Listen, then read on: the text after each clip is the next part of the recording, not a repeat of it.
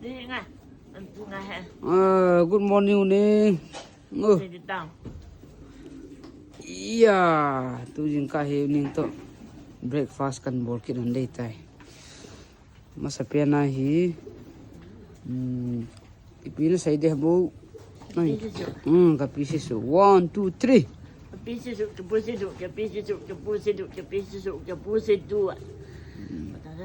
Abana.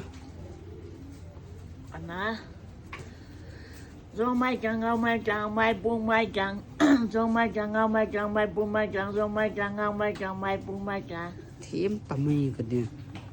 Oi moi te bang sei do de. Abana khadum na lai. lâu gà la kaputo kamu buông buông muhan lâu gà la kaputo kamu buông buông muhan Khabe to sei be ta chu ngai. lâu gà la kaputo kamu buông buông muhan lâu gà la kaputo kamu buông buông muhan Adi lo lai chu lala mena het chan an nui sa in chu la alu bal hoyong. Alu si se balom kitya het chan lai cua Tua hi uning breakfast ni ai chi de tai tien. Here we go.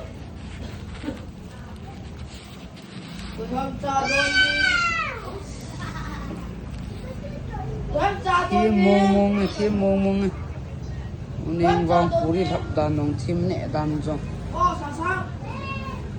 Wow.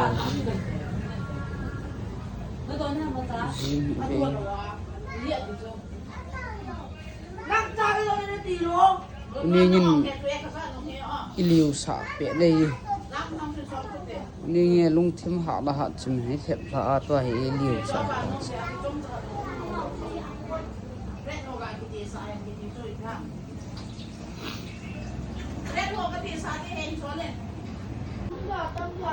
Uning puri ni ai ki pantai.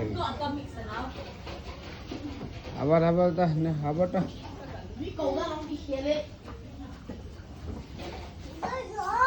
Ala luôn rồi.